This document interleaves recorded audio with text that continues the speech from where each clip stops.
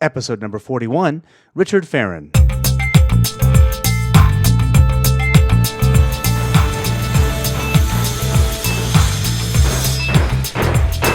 All right, cut to edge of stage. Great. All right, color frost. Check. 1, 2, 3. Check. Stand by, please.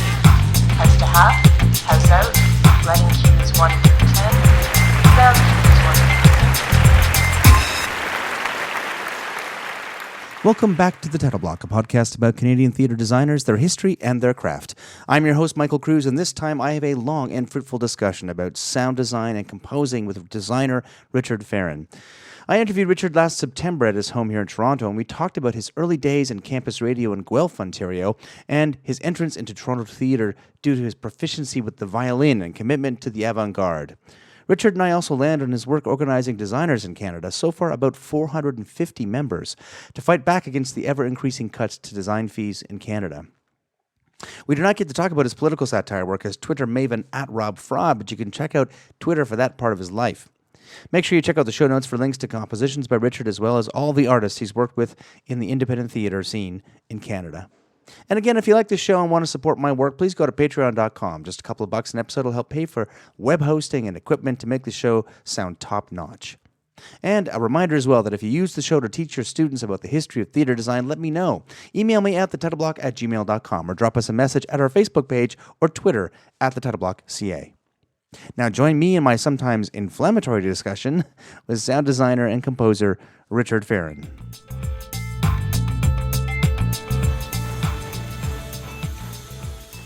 Since 1992, Richard Feren has been working as a sound designer and a composer for companies like Soul Pepper, Data Camera, Crow's Theatre, and Necessary Angel, among many, many others. And he joins me here today in his home in Toronto. Richard, welcome to the Title Block. Oh, glad to be here. Thanks. It's unbelievable I had to actually write that down to say it, but every time I screw it up. Right. So you were born in Toronto. Yes. And you grew up in Guelph. Yes. How did you find your way to theatre, and how did you think that was a good idea to pursue? Well, it wasn't so planned. I was born in Toronto. My family moved to Guelph when I was about 3. My dad, he's retired now, but he was a pharmacist, so it was there were some new Shoppers Drug Marts opening up there, and he was like the manager of one. So I went to school there. I was in a play. My parents were involved with the Guelph Little Theatre for many years, and so there was a play, I think it was called Flint, and they needed some kids to play choir boys. It was all set in an Anglican church. It was kind of a British, kind of dark comedy drama. And so I did a little acting back then, and I got to see, it was little theater, but there's some pretty, some kind of pros that worked there as well. And, so it gave me a little taste of, what it was like. And, but I didn't really think of, making it a career at the time, but, I was interested in drama, and I read plays and stuff. I got interested in Samuel Beckett when I was in junior high, which is a bit unusual, but the theater of the absurd, the concept appealed to me. So I was kind of reading stuff like that, and then I moved back to Toronto around 1982, 83, to go to high school at University of Toronto Schools. So I was kind of on my own then, and I did my final 3 years of high school there, and I was involved with some kind of, I did a lot of writing then. That was kind of what I wanted to be, was a writer at the time, and I wrote sort of humorous avant-garde poetry and skits and short stories mostly, and I wrote our kind of graduating class kind of Christmas assembly skit, which was bizarre and involved David Letterman and all kinds of strange things. And I did a small acting role in the school play in my final year there.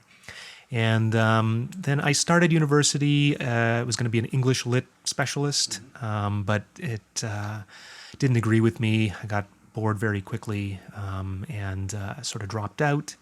And then I ended up moving back to Guelph for a while and just lived on my own and was doing radio. So it was actually radio is kind of where I got my start in all of this stuff. So about 1981 or so, I started hanging around the college radio station at U of G, CFRU-FM. And there were some interesting people there. It was a really interesting time for new music. It was like post-punk, new wave, a lot of interesting bands at the time. And so I started volunteering there, and I was so young. I was only like 13, and there was a buddy of mine who was also interested, and we would hang out there, and we would sit in with some of the DJs' programs, and they would sometimes let us kind of guest on the air just for a bit of chit chat, and then they kind of trained us, how to put a show together, and we did on tape. We did some programs on tape because at the time it was kind of like, I think the CRTC policy was that you had to be at least 14 to do live broadcasts or whatever. So we did some pre-taped ones just to get started, and they liked what we were doing. And then once I turned 14, they were okay to put me live on the air. So I had a weekly music show, and you'd always have to do a little bit of spoken word, human interest kind of stuff, or talk about local events and issues. And so that's where I learned, how to use a mixing board, how to audio edit. And at that time, of course, it was all reel-to-reel tapes. So I was working on the old Revoxes and the splicing blocks and, cutting and splicing and taping stuff together. And, I did some of the like news production, some specialty programming where it was pre-produced. And so I learned quite a lot about, audio mixing, production, editing from doing radio then. And shortly after, when I finished high school, dropped out of university, went back to Guelph for a while, I branched out a little bit into various kinds of recording media. So one thing I did was a friend of mine and I kind of put some money together on kind of lease to own it was like a Fostex 4-track cassette recorder. So we were doing multi-track music composing and production, which was fun. And we were very experimental. We were into the stuff like The Residents and Van der Graaf Generator, and Chrome. Those are some of the bands that we liked back then. So we were really interested in unconventional, seeing what we could do with this very simple recording technology. We'd have a few guitar pedals. I was classically trained as a violinist, so I could play my violin, but I like to electrify it, put it through pedals and stuff. And my friend Nick played guitar, and then we would just round up Tupperware containers or whatever to use as our drums, and other household objects, and we'd sort of rope other people in as guest musicians, and we churned out like a couple dozen cassettes worth of original material. Did you ever? Sorry, Brent Banbury had Brave New Waves on CBC at the time. Yep. Like it was in the early. I guess it was big in the mid '80s. Did you ever send anything into him? Like he would play that stuff all the time, right? I believe he did. I can't remember exactly what he played, but I know that we did send stuff in, and he did play some. And of course, we played it all on our radio station, and sometimes other DJs would play our stuff because we had our cassettes in the library there. Back then, it was all vinyl and cassettes basically. But, and I tried, I had a little cassette company, which is now, that's turned into, my music company that's still, very modest, but still active. My partner, Nick, at the time, he's sort of gone off and become a math professor, so he's not in it anymore, but, he still enjoys listening to the old stuff. So I was doing that. I also got involved with Ed Video, which is one of the many artist-run media arts centers that exist Canada-wide.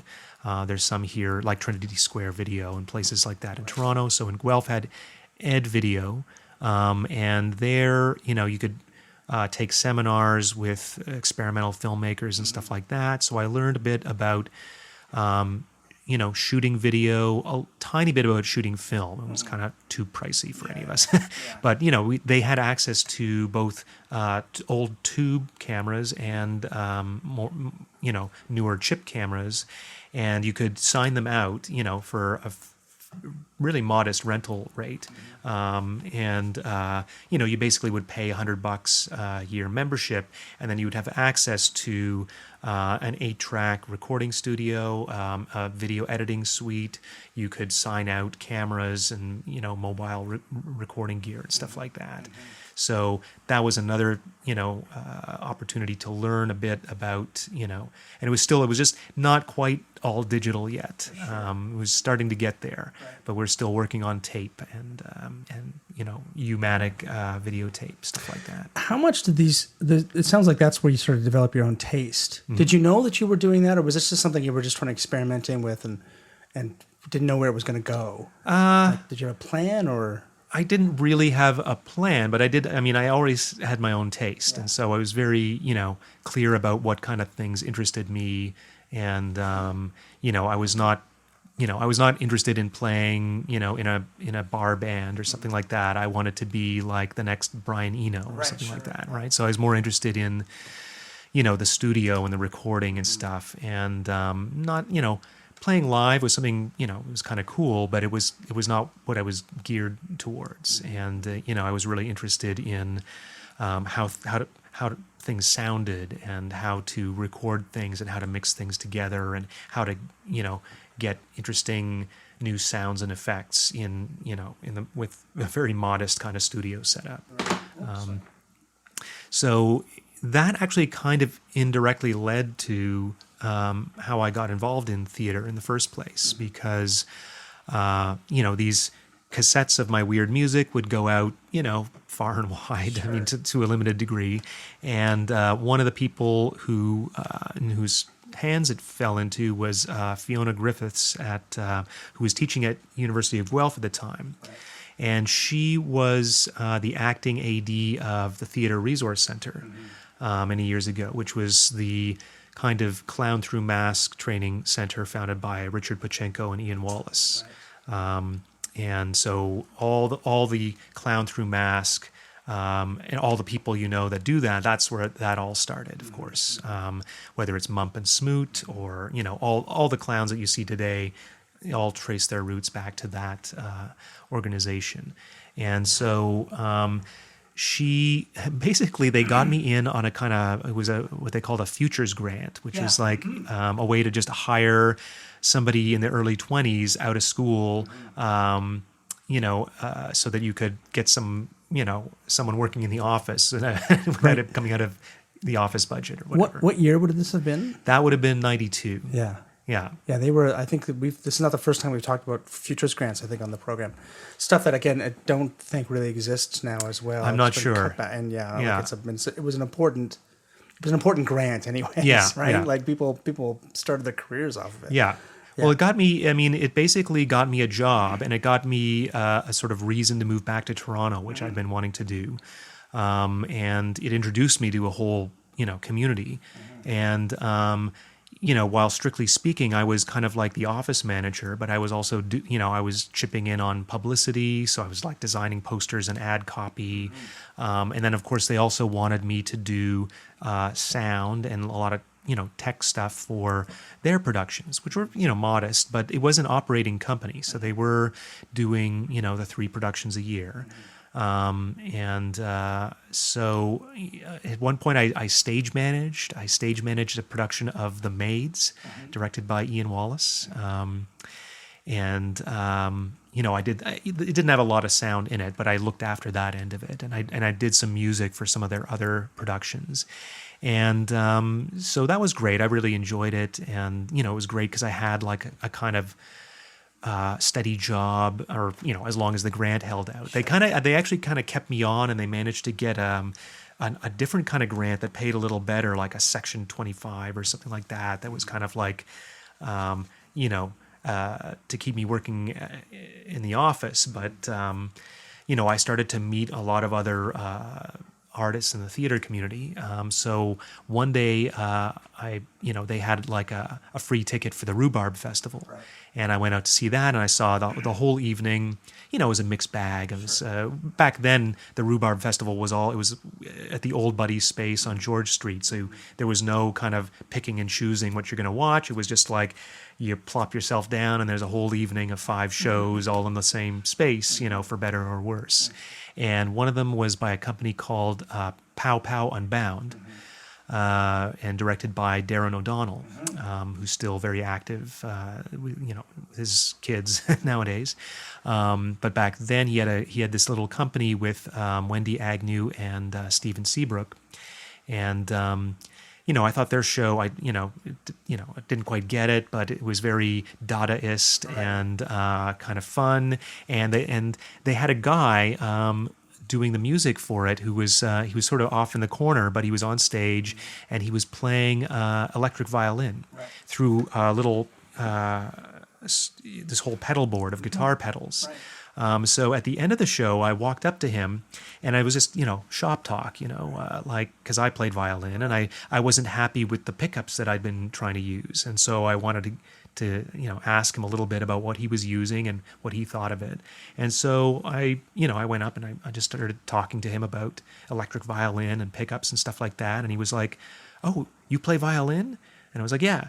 And he said, "Well, they just found out that they're going to get this show remounted in 2 months and I can't do it. So they're looking for another violinist. Here, let me introduce you to the director." Yeah. And so I, right that night, I met Darren, and we hit it off, and so that was kind of my first professional gig, and I was on stage. I had a little scene where I actually went up and did a little performance that I wrote, because it was that kind of play. It was just kind of like everyone kind of contributed something, and it wasn't like a playwright wrote a script or something. It was a collective creation. And then most of the time I was just there. I adapted some of what the previous violinist had done, and then I added some of my own stuff and used the same, guitar pedals. Mm-hmm. And so I was like a live musician performer. And so I worked with Darren on a few other things after that. I worked with Stephen Seabrook. He branched off to form his own company, and I worked with him on a bunch of stuff. And so, and then other people, wanted me to do stuff for them, and so that's when it started to become, okay, now I can work as a composer and sound designer. Back then, things were a lot looser in terms of the roles that people had. Mm-hmm. It was not nearly as kind of, I'm not sure what the word would be. Regimented, exactly, yeah. Because back then you could be a writer / performer / composer / sound operator / clown / so we were all kind of like performers, multidisciplinary people who just collaborated on stuff. Yeah.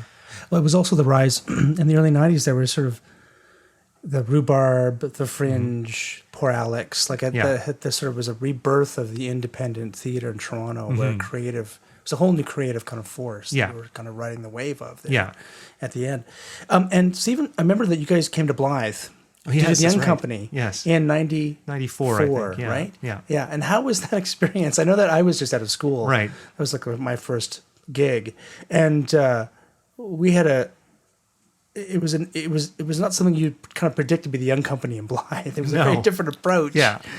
With you and Stephen Seabrook. Yeah. Can you describe your experience and how you got hired? It was actually quite a great experience. It was mainly because of Paul Thompson, I think, because he had seen a play that I had written for Rhubarb earlier that year called Round Rotund Rumps, which was a non-verbal performance cartoon, we called it. There was 5 of us. Not all of us like conventional actors. There were some, one guy was a fellow musician. There was a couple dancers, and my best friend Veronica, who's a great performer. It was kind of a hit at Rhubarb at the time because it was just very odd and surreal and funny, and we had a lot of odd little tricks, like the furniture was, we had a lot of like quick blackouts, relocate, start a new scene in the dark, and at first we were just going to do the usual where you glow tape the corner of the table or whatever. And actually Stephen, to his credit, suggested, well, why make it just this little small thing? Why don't we go all the way and like outline all the furniture entirely like this dotted lines of glow tape? And it was like our biggest budget item was the glow tape because we used so much of it, but it was brilliant, and it actually gave us this whole new thing that we could do, which was when the lights blacked out, everything went black except the outlines of the furniture, and then we could lift up it was like the furniture would move by itself in the dark, and we would dance it around and set it down into its next spot and then assume our position. So the lights would come up and we were all like in our next position. Right. So it had this great kind of aesthetic that was altogether new. Like the novelty was, I can't overstate it. It's like this was not like what people had been seeing anywhere else. So on the strength of that, Paul Thompson, who really liked that, I guess, arranged for us to kind of co-direct the young company at Blyth that year. Right. And so we went up and we stayed in the kind of dodgy, it was like the old orphanage building or whatever. We rented a car for the summer. Like Stephen bought some old car, and I pitched in on it too. And we had a great group, and it was, it ranged in age from, I guess the youngest ones were about 12 to about 19. And we had like Rachel Thompson, who's still a friend of mine. She's Paul's daughter, and Rachel Brophy. They were the same age, and they were friends. And based on some of their own background, we ended up putting them, they were kind of like the coordinators of the young company for us, but we ended up putting them in the show as their own kind of parallel narrative, where they slowly, gradually, one article of clothing at a time turned into Amish women. Right. And then by the end, near the end of the show, they had this great big cat fight in full Amish women costume. Right. And basically what we did is we exploded Round Rotund Rumps, which was originally for 5 people, and we made it for 3 different groups of 5 young performers. So it was like the youngest kids, they were a group of 5, and then the middle ones a group of 5, and the older ones a group of 5. And so they would do the same scenes but with different variations on them. And then they would start to merge, and so it became a full hour and a bit play at that point, from a 25-minute rhubarb thing.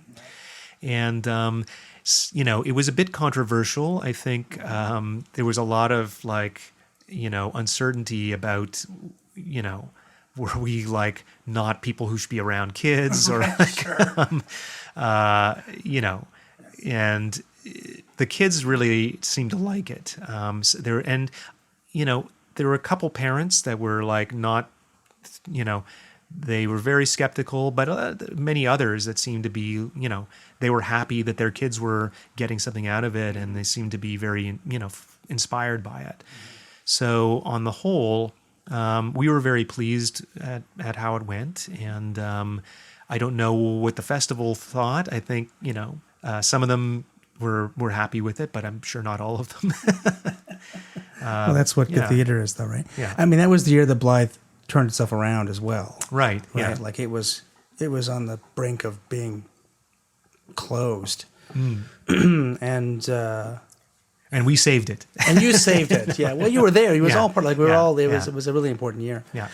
So you come out of this kind of tradition that you were rewriting, as a company, you were rewriting the sort of notion of what theater should be, really. Yeah. Which was, I think, happening a lot in independent theater in Toronto in the early 90s, right? And there were a lot of different venues for it. How did you settle on composition? Like, that's kind of what your wheelhouse, that's where you came from. Yeah, yeah. And did you continue to write and perform after that? Like, when did that sort of Well, it just nobody would pay me for it anymore. Quite simply, that was the specialized skill that few other people could provide at the time, and my early sound designs, which it's pretty much 9 out of 10. Projects that I do, it's a combination of I'm always composing some original music as well as doing sound design. It's rarely ever either or. So the stuff I was doing back in the early 90s was quite singular. I think like nobody else was doing that kind of thing. It was very immersive, and I was working with people who were really interested in what soundscapes could bring to things. So they were quite happy to just more. The first Dora Award I won back in 1995 was for a production called Excerpts from the Emo Journals, which they decided was just not going to have any text at all, right? So it needed to have constant scoring throughout, and we did a lot of different things. So they really wanted a lot. Had you scored something before? Like that seems like a lot to go from sort of a supportive level to here's an hour and a half of solid sound. I actually didn't go. I mean, it's gone the other way. Like I started out more as like extravaganza provider, and then gradually like people wanted less and less, and now it's just mostly supportive in most cases. So, but back then people were really interested in it, and most of the things that I was working on were not conventional plays. They were like new original. Collaborative ventures, so there was room for whatever I was going to bring in, and people often used the composition and soundscapes that I was doing as part of the actual narrative, and then so that would actually set up whole scenes and stuff. So there was, I think the first kind of full scale one that I did was in late 92, early 93, Steven Seabrook adapted Strindberg's The Dance of Death, and we did it at back when Equity Showcase was a thing. I don't think that even exists anymore, but it was Equity organized this thing as a way for nobody got paid, but you'd get access to resources, and you could have a short professional run, at Harborfront. And so we did this really quite striking production of The Dance of Death, where we were all vampires. It was all kind of like in bondage gear, but goth vampire S&M kind of approach to it. The script was severely whittled down. We had a special monologue contributed by Sky Gilbert, and it was quite fun. And I was like a character who at first was just a guy seemingly playing a pipe organ kind of at the back of the house, and then I gradually kind of would enter more and more into the scene, and so what I was doing shifted from a combination of tapes with some live playing to kind of more playback, because then I would leave my station and the tapes would keep playing. And I don't even I can't even say how I even did this back then. And I was actually like, I had like a studded leather like jock strap, underneath my kind of cardinal robes, and so everyone gradually like got undressed through the course of the show until it was all like in a dungeon basically, and being whipped with cat o' nine tails and stuff like that. It was quite it was quite fun, and that I didn't write it all the music, kind of, not exactly from scratch. Basically, Stephen really liked this kind of suite that I had composed on my own, and I basically adapted it to suit the production, and then added a few more things of my own. And another early one we did, which was another weird adaptation, was Das Rheingold. First, Stephen wanted to do the whole Ring cycle, but as this weird, like, not actually do the opera, but do a kind of theatrical, kind of stripped down but very vivid kind of spectacle staging. And I worked with Justin Roddy, another composer, to we basically wrote our own score, which sort of like was a nod to some of the Wagner, and we would kind of adapt, or we'd take little loops of it, or create our own thing out of it. And it was kind of notorious for being one of the loudest productions at the time. Right. It was at the old theater center, and it was broken glass all over the stage. It was kind of a legendary thing. Right. And I was always very proud of it because it was so.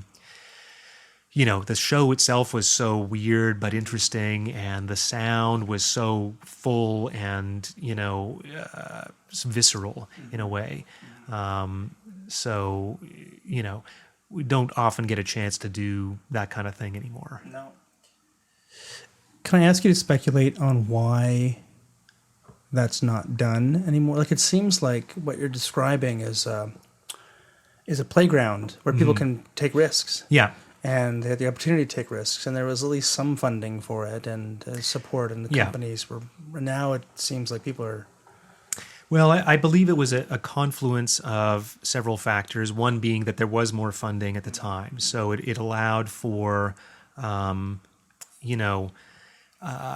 money to be put into things that were only just sketched on a napkin at the moment, right? And to kind of pay artists to just work, to develop stuff as a group. And so there was also the personalities at the time. So there were a lot more very kind of experimental-minded people who were not interested in, writing scripts or doing, traditional plays. They just wanted to kind of collaborate and really explore, kind of like push the limits of what could happen on stage. And that agreed with me very much because I was always a bit of a kind of anarchist. Like, I came from, a background of experimental and industrial music where it was always about pushing boundaries and, so I wasn't interested in, doing plays necessarily. I was interested in doing theater and working with people with similar kind of, people who we could inspire each other and sort of, bounce ideas off of each other and kind of improvise and come up with really fresh, unusual things that nobody else was doing. And so there was a lot, and there was our group, like Pow Pow and Bound was one. Jacob Wren, back then he was called Death Waits, and he had kind of his own little group. And so there were a number of these sort of troops that would kind of stay together, and you don't see that so much anymore. And it, so there were those factors. There were also more kind of venues that would allow for that kind of thing, and there was one thing that was very common back then were these kind of one-night events that actually encouraged everybody, not just actors, but everybody in the business to get on stage and present something. So there was the Bangs at the theater center. There was the Darren started this, like, the 40 Tiny Performances, the first one at Buddy's. There were the theater resource center's soirees, which I helped to curate and organize. And so there were a lot of these, and it was just a kind of petri dish of where people could just kind of come together, in an evening and like witness each other doing crazy stuff. And it wasn't just actors. It was like, we were all doing it. And so it allowed for a lot of creative crossplay. Right. And those kind of events, they're not as common anymore. There's fewer venues. It's more expensive to use the venues. There's less funding. There's less, people are a little more, I don't know, shall I say, conservative. Even the very young and talented up and coming people today are not, they're not that kind of adventurous about the nature of the work itself, right? They're really doing they're either playwrights writing scripts, or they're actors who want to do, well-written plays. I'm generalizing a bit, but it's sort of that's much more the case in generally now than it was back then. Not no disrespect to any of that, but it's just like it's just been a big shift. It seems I've had this discussion with a couple people now. Ron Jenkins is one of them about what makes theater special. Like what makes it? Why should we go see it? Like what makes Right. it something that people should avoid Netflix and the film for to go Right. see, right? And musical theater, I think, is one. I mean, that's my the one thing I cling to that is only really successful on stage is musical theater. Dance to a certain extent, but I guess it depends on how it's shot. Right. But musical theater really it lives on a live stage. Yeah. You know, those kind of live events. And it sounds like the stuff that you're describing from that period is also very like it lives in the theater. Yeah. Like, this is not something that's trying to recreate Yeah. or like make a pastiche of or borrow from. It's like a kind of a fundamental element. But by the same token, I wonder how. I mean, your experience was great. Like obviously, it's something that's very close to you. But how successful is it in communicating to audiences? Like, were people responding to it, and did you feel like there was a community of people there that you were playing to, like that you felt was think important? so. I mean, for the most part. I mean, the stuff that we were doing, because I took great pains not to get to be too pretentious and serious about it, because to me it was actually like it had to be fun, and it could be very rigorous and very bold and provocative, but it also had to be like not that hard to understand. It was more just the novelty of it, like and one thing that was, I think, kind of a running theme was that it was very live and in the now, kind of, right? And I have a theory that about 90 to 95% of all the theater that is ever produced is actually some form of reenactment. And I'm not saying this pejoratively. It's just an assessment, because a play tends to be what you're seeing on stage is actually a reenactment of something that's supposed to happen and have happened in another time and place. It's happening live on stage in front of you, but it's not happening there and now, right? It's actually like, 1926 or what, it's like, and there's a lot of, it can still be great work and it can still be very exciting, but actually that's why there's a fourth wall. It's because like actually they're not aware that the actors are aware there's an audience, but the characters are reenacting something that was in a specific time and place that is not the time and place of the theater, right? And the work that I was most interested in was stuff that was not a reenactment. It was actually happening right there on the stage in the moment, and so it would change from night to night based on how the audience would respond. And it was the stuff that I did played a lot with audience expectations. So we would test the audience's patience, and we would also, we would lead them into expecting something more conventional and then surprise them with something much more unexpected. And it sort of made them really kind of alive. And, even if they were frustrated sometimes, it was usually funny enough or kind of, sort of, enlightening in some way. It was sort of like, it just, they didn't realize that such a thing was possible, or it just sort of like it led them into some unexpected territory. And so, that kind of thing, which is really what we're doing with this new Cage project, which we'll get back to later. But that's much more in that realm, because it's in the room at the moment, and very little theater really is. So, when I worked with Daniel McIver on his one-man shows, it was a little more like that, because he would address the audience directly. But he was also storytelling. So within that, he would go like, now there would be reenactment within it, right? So he would switch to another character, still speaking to the audience, but sort of telling a story of something that had, happening in another time. So it's I'd like to see more stuff that is really like it's not a reenactment. It is actually happening in the room, on the stage, right now, somehow, right? That's a very interesting observation. I never thought about it that way, but you're absolutely right. I totally agree with you. Yeah. Now tell me about Daniel Brooks and Daniel McIver. There was a couple of shows you've done with them, but you'd worked with him later on at Soul Pepper, but you've done a number of McIver stuff with Data right? How did you first get involved with them, and how was that storytelling different than the stuff you were doing with Steven Seabrook and the other creators? Well, it all kind of, one thing led to another. So that rhubarb play that I did that Steven directed caught the attention of some people.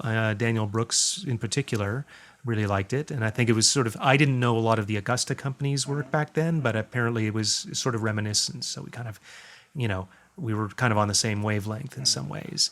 I also I was dating Nadia Ross at the time, who was also, she had her own, experimental theater company and was doing kind of interesting work as well. It was a little more, say, literary than what we were doing. But, it explored a lot of similar terrain. And so it was a collaboration between her and Daniel McIver that was this piece that I did the massive score for that won me my first Dora Award, and Daniel Brooks was director on it. I think McIver and Nadia were the main directors, and Brooks kind of helped out, and so as a result of that, Daniel brought me in to work on Here Lies Henry, which was McIver's solo show at the time. And so we, that was one of the first times that I was using a wireless lavalier mic, using mic effects, and I was starting to work with a sampling keyboard, which was actually still, one of the best tools that I found for theater, and I still use kind of indirectly to this day. But at the time, it was like most of the cues were actually fired off this sampling keyboard because it could be so precise. Because back then, of course, we were really working on cassette a lot of the time. Yes, so, cueing could not be as precise as we can do today with all digital technology. And that was a very successful show that we toured literally around the world. Like we took it to, at the Edinburgh Festival, Sydney, Australia, the festival there, around the States, across Canada, a few other places in Europe, and so I became kind of part of that company for the next 10 years, and there was a series of shows that went on tour sporadically, Monster, In on It, Cul-de-sac, and This Is What Happens Next, and then also, Daniel Brooks just started to have me do all of his other productions as well. Even before he became the artistic director of Necessary Angel, he was directing in various contexts. So I did his show Insomnia, which is still one of my personal favorite sound scores. A few other things, a few things at Tarragon. I did The Designated Mourner, got to meet Wallace Shawn because he came to see it. And he actually thought some of the music that I played in the interlude, which was something that I wrote, and he was like, "Oh, is that? I thought that was Shostakovich." I was like, "Oh, I was really honored that he would think that." And so I probably worked with Daniel Brooks more than any other director. I mean, I'm sure there's at least 20 productions that we've worked on together. Most recently, just A Doll's House at Soul Pepper, and The Other Place at Canadian Stage a couple of years ago. Personally, I would like to hear Wallace Shawn say Shostakovich. I think that would be really interesting. Yeah. So let's just talk about the transition from tape to digital or tape to sampling, because were you creating on a larger format and then mixing down to cassette, or were you recording on cassette, like 8-track cassette or 4-track cassette, and then mixing to stereo, or how did that process? Well, it underwent a various different. It evolved over time. So when I first started, I was using. I wasn't even using MIDI. I was a late adopter of MIDI because I didn't really have enough devices to make it to hook them together. So I was literally using just one thing at a time. And I would record on the Fostex 4-track. So in the early years, it was just using that. But I would take a synth or a keyboard or whatever and record that into that, and then overdub other tracks on it, and then mix it. And then I would mix it all down onto a stereo cassette. And so at the time. A sound design, if there were 40 sound cues in it, there would be 40 cassettes, right. Because you just have like a cassette per cue, and you'd have to like rewind and then like press play, stop as soon as you heard a sound, and then do a quarter turn back, and then have them all lined up. So it was quite a pain, but that's what we had to work with at the time. Yeah, and your reset was basically going back with all 40 cassettes and at the top to the top of the show. Yeah. It was a in the pain. ass. I mean, we didn't, so there. I mean, I think 40 was like the most cues I ever had during the cassette era. Yeah. It'd usually be a lot fewer. And then I started to, I kind of got into the sampling keyboard. So at first that would also be a source but it would still get recorded into the cassette 4-track and bounce down to cassette cues. But then I also would incorporate the keyboard sampler, the sampling keyboard, into the operation of things, because back then it was more common to have me operate. And so I would basically have like the longer kind of bed tracks would be on tape, and then the sort of spot cues would be hit off the sampler. So when we went on tour with Here Lies Henry, there weren't a lot, I think. That one was I was still using tape, but there were only like 2 or 3 cues. It was like the opening music, and then the curtain call, and then maybe everything else was just done with the sampling keyboard, because I could loop stuff. So the big Rainstorm was actually just done on the sampling keyboard, because I would have one key would just be a looping rain sample, and then there'd be a couple other thunders in the multi-sample that I would hit at certain points. And then I could just, and I would hold it down with the sustain pedal and then like release it all at once when the lights snap back, right? So it was actually, you could get much more precise with that than with tape. And then we started to be able to, at the time it was like I'd have to go to someone like Todd Charlton, maybe rest in peace, but he was one of the first people to actually have CD burning capability. So then I was starting to like mix my stuff down onto DAT tape, and then I take the DAT and he'd burn a CD, and then we could use the CD. So then CD playback became common, and you could get a lot more precise depending on your deck. And the sound quality was obviously so much better. No more tape hiss and stuff. So for a while, like it would be a combination of, a lot of cues mastered onto CD, but I would still use the sampling keyboard for spot cues and stuff like that. So, Insomnia, the original Insomnia, was run off of 2 CD decks that would A/B back and forth, and the sampling keyboard, and there were a couple mics and an outboard mic effect, all kind of just mixed down on a Mackie analog board. And then when we did it years later, I then started to like remaster all those old cues and then like program them into computer playback form. And pretty much since, I guess, 2000, the early 2000s, started to be more and more computer playback. It seems to me as well that we had, like I was, when I had my original training at Ryerson, everyone was teaching how to edit on 2-track and 4-track reel to reel. Yeah. And that was kind of the standard. Right. And you could get pretty precise, and there was a whole bunch of techniques to mix and add effects and loops and everything else into that, which you couldn't really do on a cassette.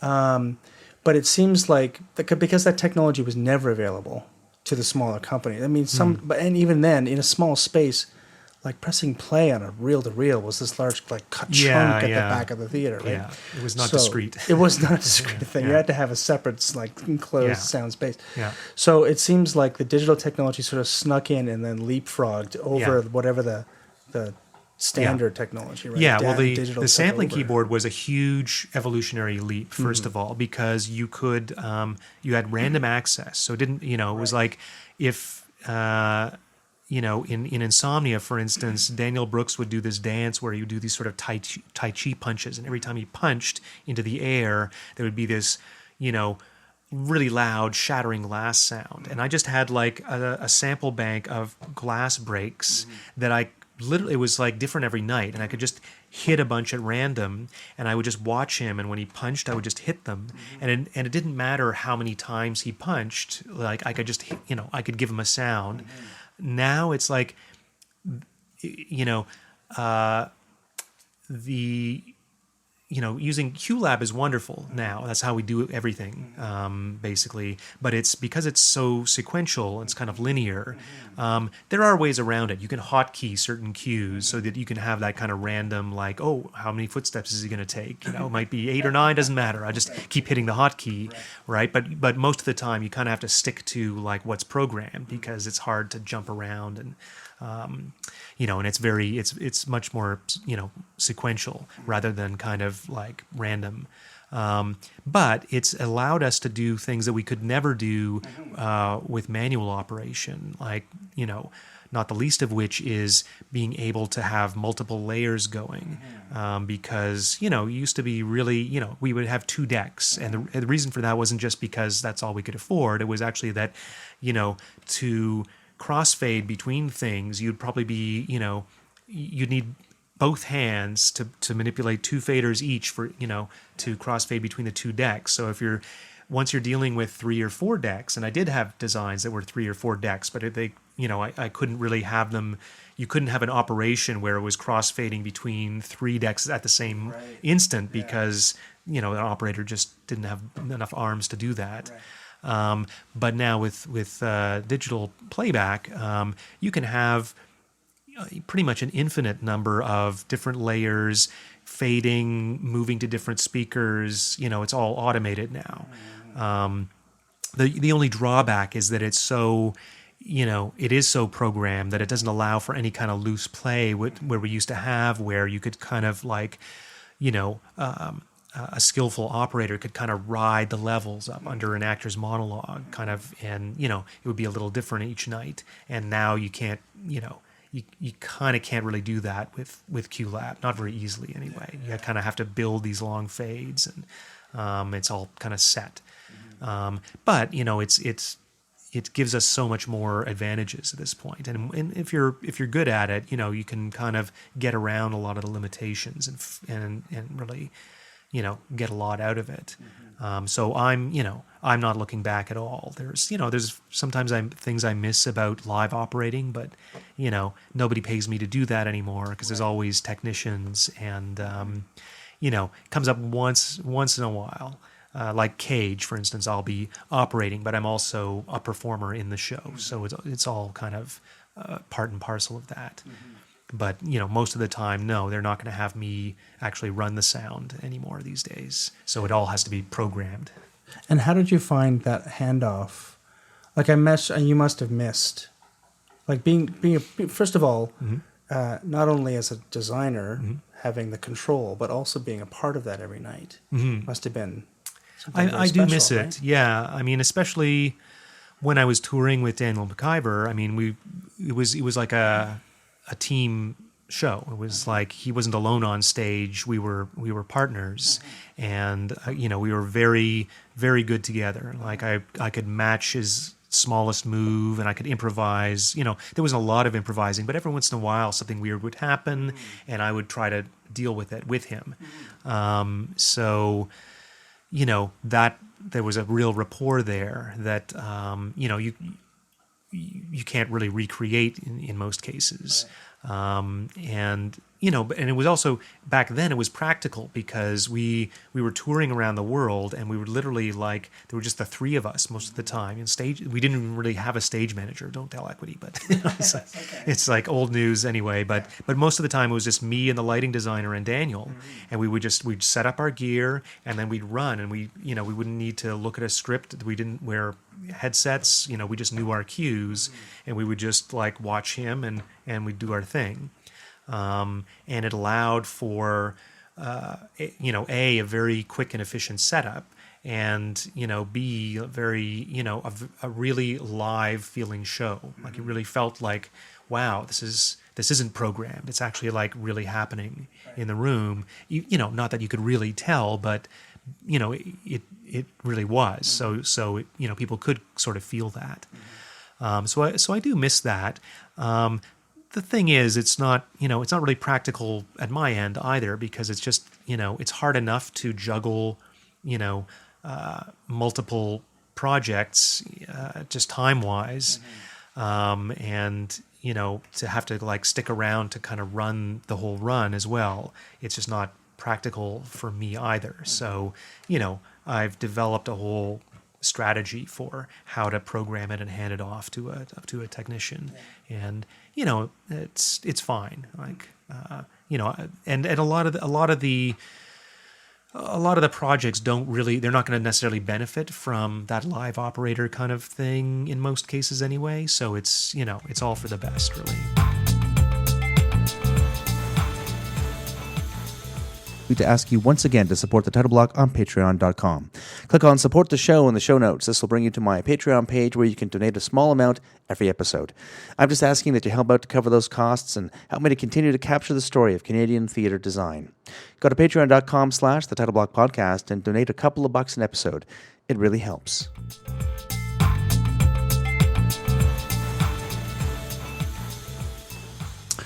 So, I've asked this question before, but you have a unique perspective because you've worked with Daniel Brooks so much. When I was working with, I think, Kevin Lamont in episode 1, when we talked about this, I was assisting Kevin on Heartbreak House at Shaw Festival.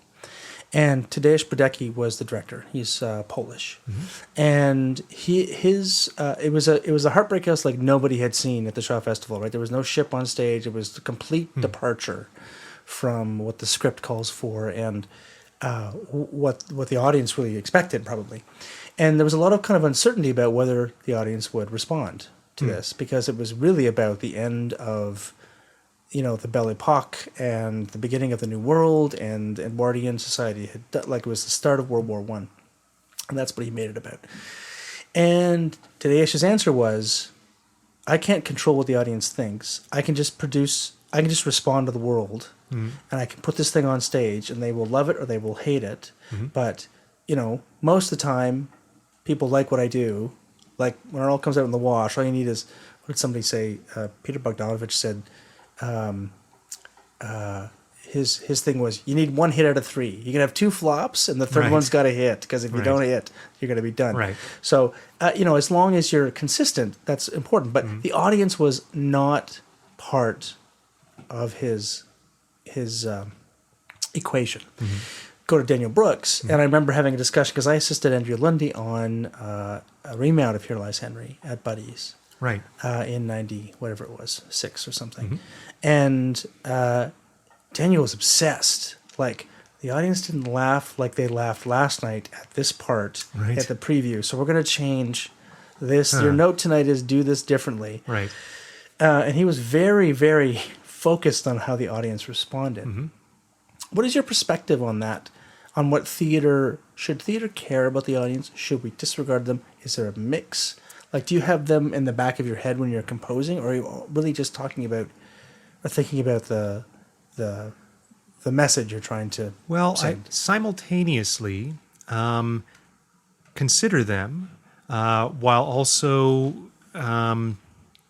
not worrying too much about, it's not like that I worry about how they'll react or whatever. But the audience is very important to me in how I make my choices and stuff, because I want to you know, I'm doing it for them, but I'm not going to pander to them or make it easy for them necessarily. But what I am going to do is I'm going to do my job and make sure that behind the scenes I've thought it all through. It's all, you know, like if anyone wanted to take it apart, like everything makes sense, right? And so I think you always have to remember that, you know, remember the audience. But don't try to second guess them, or don't try to, you know, they're going to be a bit random, right? I mean, what you got to do is make sure like you're not leaving any loose ends, you know, uncovered, or that you've done all the work behind the scenes to present something that's solid to the audience. And then they'll love it or they'll hate it or whatever, but at least they're not going to be like wondering like, was that deliberate or what, you know, like to me it's very important to be deliberate, even if you're being deliberately mystifying or misleading them or playing with their expectations.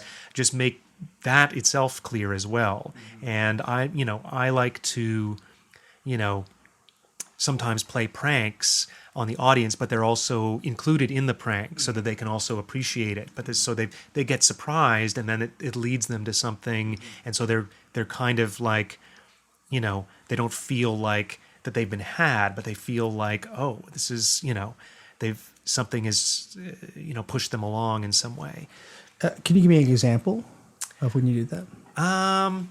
Well, you know, in some cases it was the stuff that I wrote, you know, but also as a designer, just sometimes like a sense of humor in the cues themselves. So they're, you know, it's hard for me to think of anything in particular. Well, there was a production of Faust that we did at the Tarragon many years ago, and that Daniel Brooks directed that, and he's very open-minded about kind of what the language can be, and not needing it to be kind of confined to the usual theatrical idioms. And because we weren't doing it as a period piece, but it wasn't necessarily modern or whatever, it was kind of like, you know, non-specific in that way. So at one point there was a scene where Faust and his, I guess, Wagner, his associate or whatever, you know, they get into a fight and beat some guy up, and then they're like, "Oh, we better get out of here." And I used a sound cue of like squealing tires, you know, like a muscle car pulling away. And you know, there was no cars in the scene or anything. It was just a way to signify like, and a way to kind of quickly transition from that scene to the next scene just by using that sound. And you know, the audience would be either confused or amused or whatever, but they got it, right? Even though it was absurd and not what you would expect, but it did serve a purpose. It was like, no, it was very clear what the message was, and it actually worked, and it also kind of like propelled us into the next scene, so it actually served a number of theatrical purposes. So, you know, that's one example. I'm kind of doing it all the time. There's usually some kind of joke in my soundscape somewhere, although it's not a big deal. It's just kind of, it might be a sly joke, or it's just a very dry humor sometimes. And you, because you toured with a bunch of things, have you been to Asia? I have not. But Europe, yeah. Did you find any differences in any cultural differences that made them respond to the sound differently? And do you have to be aware of that kind of cultural language, or do you, in a countercultural way, not worry about that? Well, you can't worry about it too much, because if you're going to tour a show internationally, you're not going to keep changing the show for the different audiences. What I observed, say, from touring MacIver shows, was that in the UK and Europe generally, the audiences were much more kind of sharp and intellectually savvy and literate. So they would get kind of literary references and stuff. And they tended to be much more appreciative of the sort of more absurdist or kind of, you know, sly humor that we worked into it. Whereas when we toured in the United States, the American audiences generally would kind of really only laugh at the most obvious jokes, and a lot of stuff would go over their heads, and they would still like it and they would still get it, but a lot of the subtleties would be lost on them. And I'm generalizing, of course, and that would vary. It would, a New York audience would be very different from a Columbus, Ohio audience, for instance. But that was kind of a general impression that I got. And so in Europe, that we would have somewhat different responses, but it would be also different in places where English was not a first language, because they're very wordy plays. So we had done them in I think in the Netherlands and in Czech Republic. In some cases using surtitles. So the way that the audience was receiving the information was, a little like mediated in some way. So obviously they wouldn't be responding the same way, but still worked quite well. And even across Canada, there would be some differences between East Coast and West Coast audiences, that kind of thing. In Montreal, be a little different than Toronto, etc. So, you would find that. I mean, what you want to look for is sort of patterns over time. So just because the audience didn't laugh at something one night, I mean, that doesn't mean anything. But if you're noticing, like, oh, we used to always get laughs, now we're never getting laughs, you might want to investigate, like, oh, what have we lost there, right? And not that laughs are everything, but it's usually a signifier that something's landed, right? So, and you want to make sure that things land, whether there's a laugh or not, that people are like, oh, yeah, like they've received that.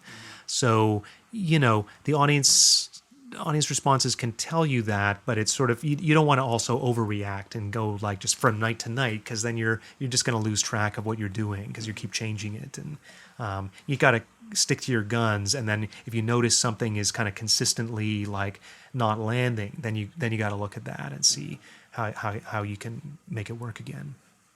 That's great. Okay, so let's talk about some shows, because there's a bunch on here that were just important shows that happened in Toronto, like Steel Kiss. Sarah Stanley for between Platform 9 and Buddies in Bad Times. That was a remount. Yeah.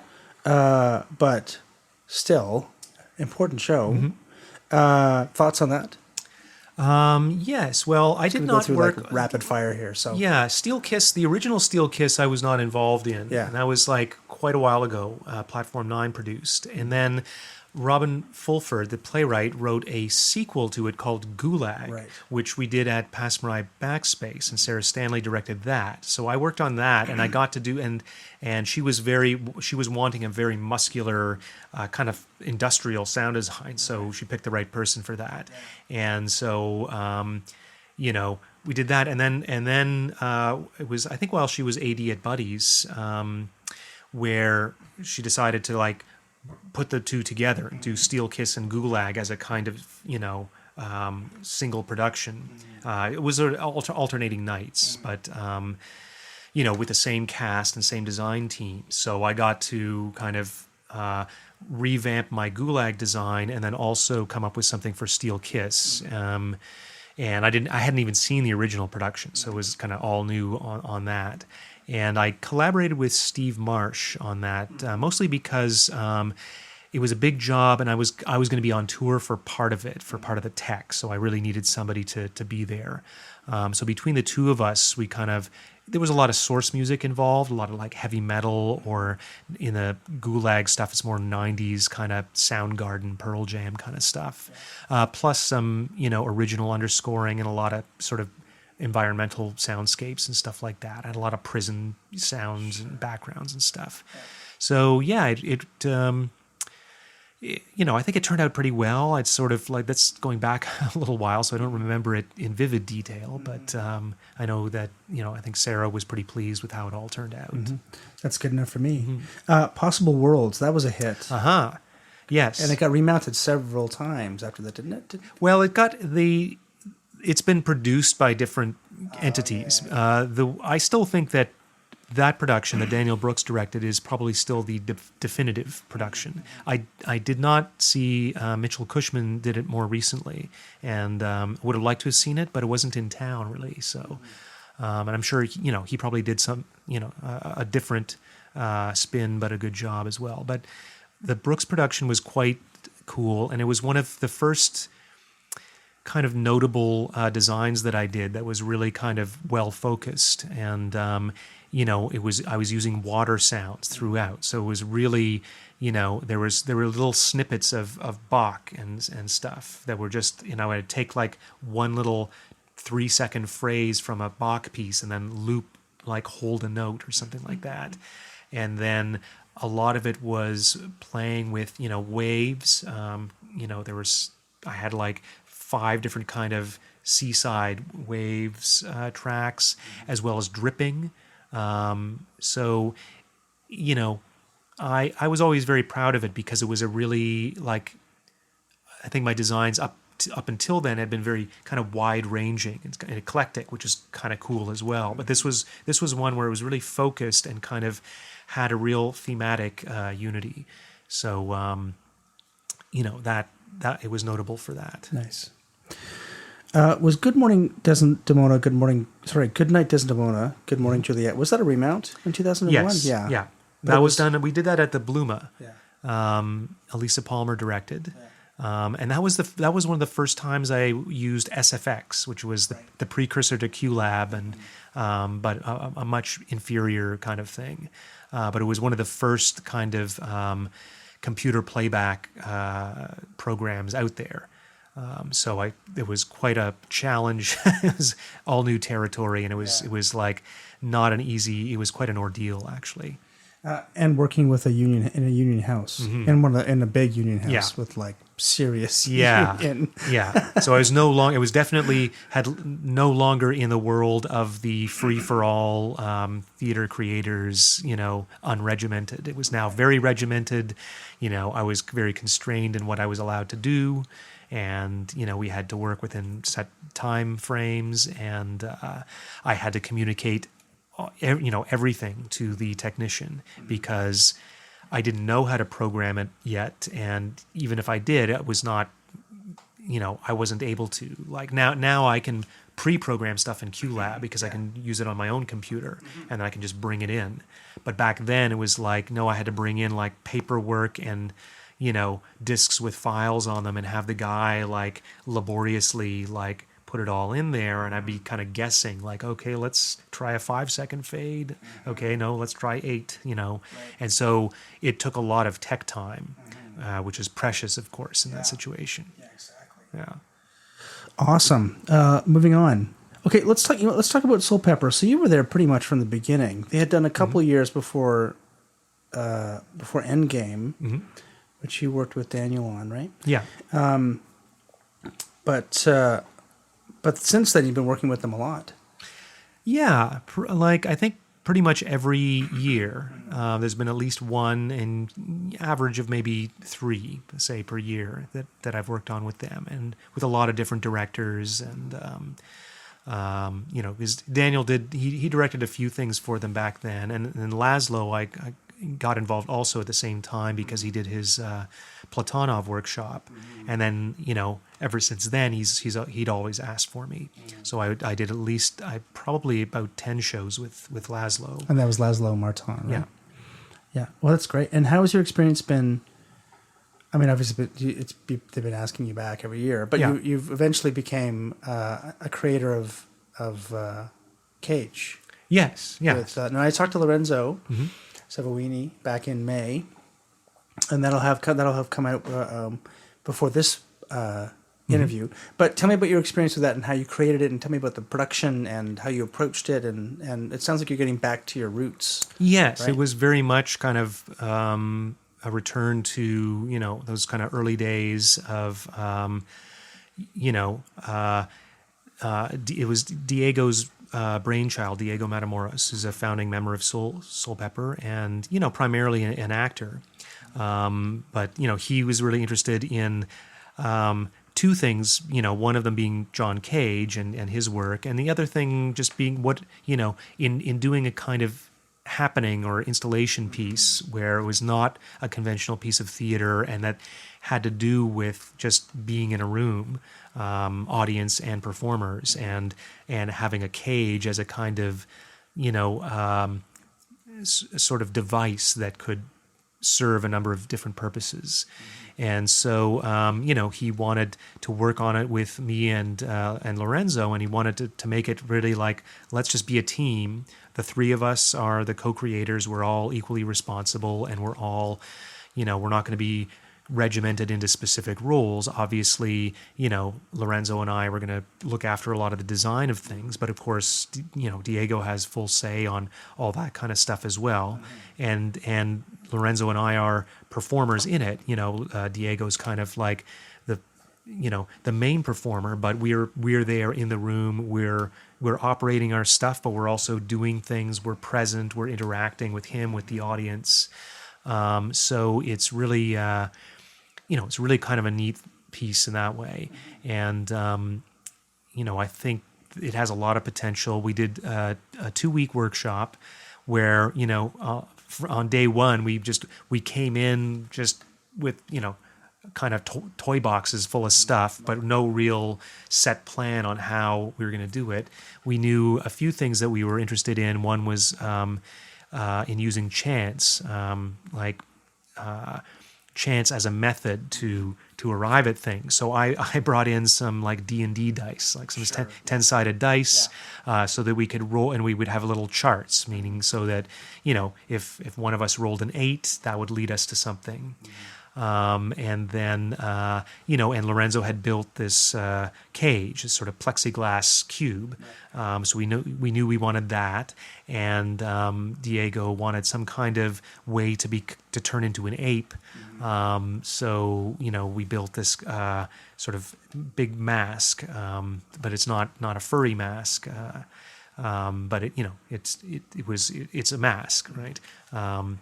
And so we just had these basic ingredients, and I brought in all my toys, thinking like, well, this is the perfect opportunity. So I brought in my theremin, I brought in my modular synth, I brought in a bunch of noisemakers and stuff like that, and we also rounded up a bunch of props that made interesting sounds. I borrowed some radios so we could do kind of a tribute to John Cage's radio piece, where we're like tuning radios to different things at the same time. So we kind of had all these tricks out there, and it just became this kind of playground. And I think that's always going to be a part of it. We'll start to get more refined and defining the nature of it, but I think that's always going to be there, and we're always going to try and keep some element of chance. As sometimes we'll have scenes that are now kind of scripted, but they were originally arrived at by a chance method, and then they become part of the script, but there's still some loose play. And then I think, even in the final show, we'll probably have certain moments that we really will be, we're going to roll the dice and just let that tell us what to do, a little bit. And it was a very productive 2 weeks we had, and we're going to work a little more this fall, and then produce it in the spring, and then we're taking it to New York next summer. And beyond, who knows where it goes from there. Is it part of a festival in New York, or is it just an independent production? Well, it's part of an initial outreach that Soul Pepper has sort of struck up a partnership with a theater in New York, and so that they're going to bring about 4 or 5 finished productions to run in rep there for a month next July. And Cage will be one of them, but it'll be a bit of a challenge because it doesn't really rep well. It just actually, it's a flat room. There's no seating risers. So it's kind of, it might just live in its own space probably. Although it could rep with maybe something like Crash. I don't know if they're bringing that, but it's, it's that kind of thing. It could potentially exist in the same venue with. Great. Well, that sounds very exciting. So we've gotten a bit of a flavor of how you've approached composition and design in the past. First of all, do you consider yourself a composer? Yes. Or so designer is kind of goes with that, but a composer is a much more specific thing, right? How do you think there's a difference? Well, to me, I do my thing, and I prefer to think of myself as a composer. And when I do a sound design, that's part of my composing. Right. Okay. Now, in some situations, notably Stratford, those are actually highly regimentedly different contracted positions, right? So when I was engaged as a sound designer at Stratford, I was not allowed to compose anything. Oh, right. Literally. Right. So, it kind of was like, oh, that's a very different thing, because usually it's sort of like they're both kind of blurred together for me. Is this a union thing? Is it because the musicians' union isn't there, or is it just the way they write the contracts? That's just how they contract it, right? So if I was contracted as a composer, first of all, I think it pays more, and then I get to kind of do a little more, and they're looking for original material in that regard. Whereas a sound design is like, no, you can't compose because you're not on a composing contract, right. So you can only use existing material, and you're kind of a little more, I probably won't go back there because there's a lot of restrictions about what I'm allowed to do in the rehearsal process, blah, blah, blah. Some of that is to do with IATSE, but some of it is just kind of like how the institution operates. But that's an unusual setup, though, because in most cases, I usually have to specifically but just remind them to include a composing or music credit in a program. But I don't necessarily, I'm not looking for separate fees for those things, because I don't want to have to think about how to divide them up, right? I would prefer that it's all kind of like, oh, I can, I'm going to have some rain sounds here, and here I'm going to have a musical theme, and then sometimes they're going to blend together. So it's all part of the same thing. And even when I was doing, before I started in theater and I was doing my own music recordings, I used a lot of concrete sounds. So I was always sound designing in my compositions, and when I do sound design, I'm approaching it as a composer. So they're really, to me, it's all one and the same thing. It's just that usually you're contracted as a sound designer, and then they're usually only too happy if you're going to do original music as well. Right. They just, they don't necessarily pay you any extra. They should really, but it's hard enough these days just getting a decent fee as a designer, period. Right. So, which we'll talk about in a little bit. But you've done plenty of work at Shaw as well.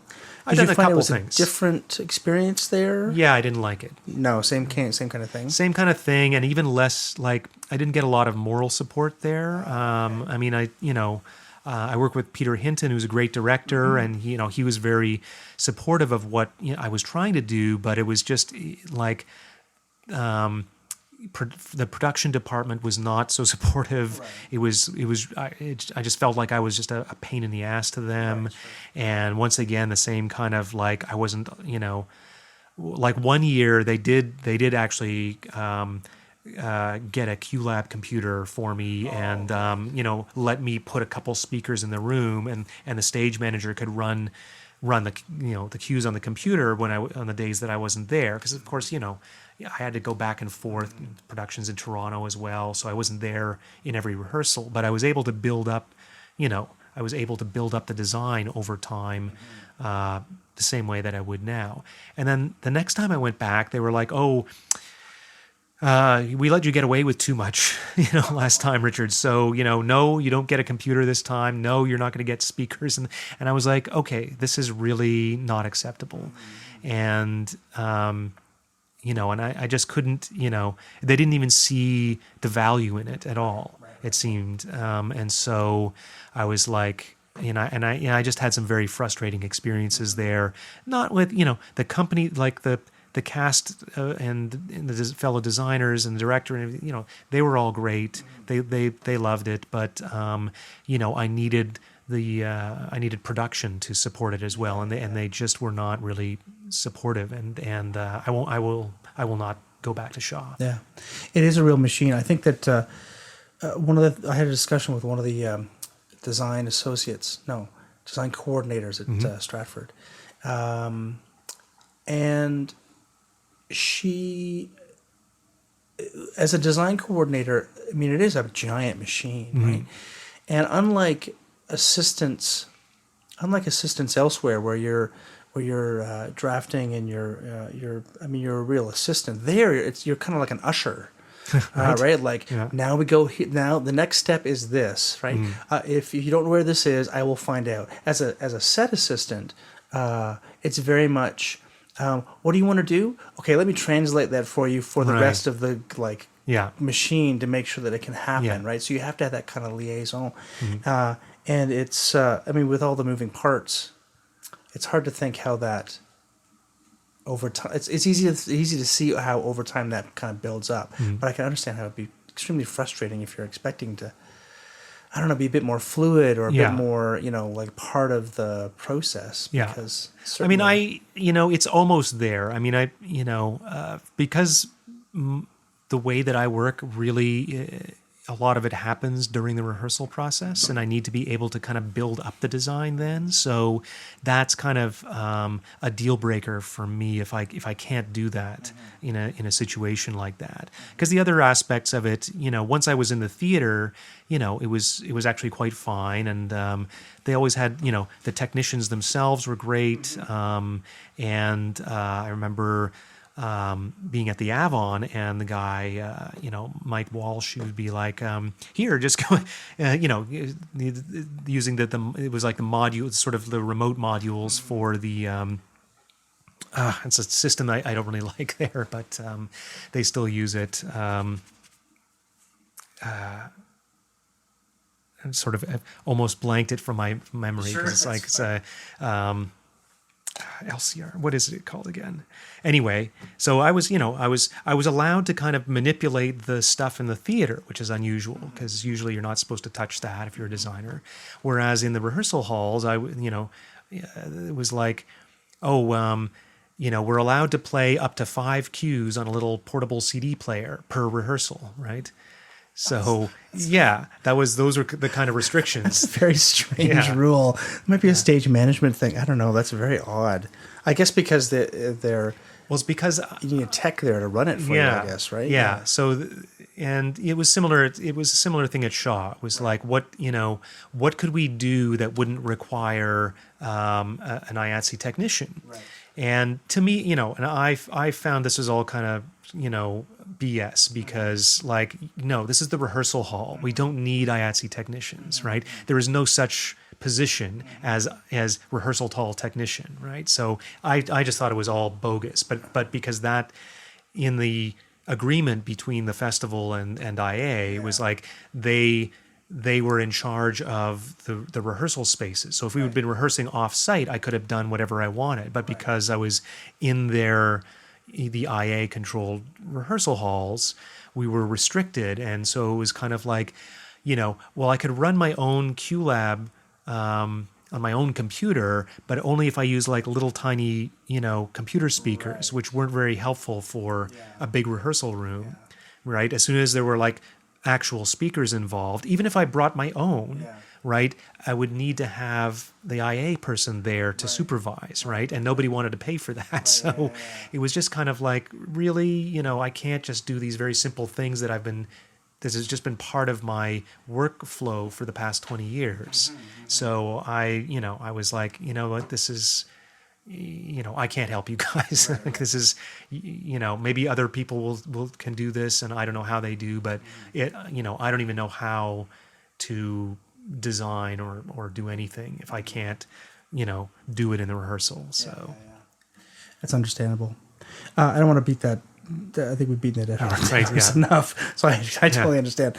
So moving on, I just want to touch on your workflow, and then we'll get into sort of the mechanics of design, in the 21st century. How do you approach a script? Is there anything special you do to prepare? How do you have a collection of material you go to that's your favorite stuff, or is it wide open every time you approach a script? How do you prepare to put things together? It's usually very intuitive, and I've always looked at each production is a completely new blank page, new set of rules. Whatever's gone before doesn't necessarily, like, I can tap into all my experience and knowledge, but I'm not going to say like, well, it has to be like this. And I usually will read a script and I'll have a few thoughts. And then sometimes some scripts will have sort of some specific indications of sounds or music. Some of them can be a little too specific, but sometimes it's kind of helpful to have, it's some guidelines, and sometimes it's actually part of the narrative. So you kind of have to, even if you don't do exactly what the script says, you still need to kind of embody it in some way because it's actually part of the storytelling. And then, I'll talk to the director and see what kind of ideas they have. They'll usually have had a few thoughts. And then, but I don't want to, I tend not to get too, locked in up front about what it's going to be, because, it's not until you start to throw things into rehearsal that you can really tell what's going to work and what isn't. So I usually will make a few kind of example cues to bring in early in the process. Sometimes it's like an overture, some kind of like, how are we going to start the show? And sometimes that can be, maybe it requires a bit of thematic music. And that often will lead, if I bring that in and the director likes it and it seems like it's going to work, then that provides kind of the basis for all the rest of it. And then by trial and error, I'll bring things in that I've kind of think, oh, maybe this might work, but I really don't know. So I don't want to like plot out the whole design too early, because it could all be like based on something that ends up not working. Right. So I kind of have like, I'll come in with a grab bag of like, throw it in, see what sticks, and then once you start to see what works and what doesn't, then you can kind of like, the pace picks up and you can start to kind of build the rest of it. And that's really how I've always worked. Occasionally there are pieces that just don't need much, so you're going to be very specific. And I did a production of Oleana that Laszlo Martin directed, and he was like, don't worry about coming into rehearsal. Like, we just, I really need a good kind of maybe one piece of music that we just use different edits of to, intro and outro the two acts, and then we need the phone to ring. Right. And so I just looked after that, and I was, I was fine with that, because I was like, this kind of piece, like, you can't get in the way of stuff. Like, you can't treat it expressively unless, it's just not going to work for that kind of piece, right? Whereas other pieces really need it. They need a lot of support for, like White Biting Dog. I had to kind of do a whole kind of like, David Lynchian kind of scape for it, because it's not realism. And it's like, if you ever let it get to be tipping into too much realism, it's just going to like fall flat. So you kind of have to keep the mystique alive for something like that. And then, everything in between. So, each piece, I won't really know what the design is going to be until we're kind of halfway through rehearsals. And even then, it's just taking shape. How do you collaborate with other designers? Do you take inspiration from set? And I mean, lighting is kind of, well, lighting, it does, you got to wait till the end to sort of see what's going to happen. Yeah. But set and costume and set and costume, especially, like, because it just sort of gives you the first sort of glimmer of what the aesthetic of the production is going to be, and that can kind of lead, to various things. So some of the Julie Fox's designs kind of set this very austere look and whatever, and it was kind of like, one thing that told me too was that, sound is going to be very important, because the set is kind of neutral. It's not going to tell you too much, right? So actually, like, I can do a lot. And I'll need to do a lot, because it'll need to fill in some of that storytelling. Another one was, there's this kind of not great production of Julius Caesar that I have the poster for here at Hart House. And the set designer for that, the director wanted something that was very kind of like sort of post-industrial kind of Sturm und Drang kind of thing. And I was like, I can do that kind of thing if you're going to do, if that's going to be the aesthetic of the production. And the set designer actually did come up with this whole kind of like rusted corrugated metal kind of thing. And so, when I started to see that taking shape, I was like, oh yeah, okay, that's, I can do all this kind of like very industrial kind of music for it, because when you see that, it's going to sound like it belongs there, right? So I was kind of like, okay, good. They're actually building this for what I'm going to do, right? And then lighting usually takes their inspiration from what I'm doing and what the set is doing and stuff. So frequently the lighting designers will have questions for me, and they'll come and see a rehearsal run through where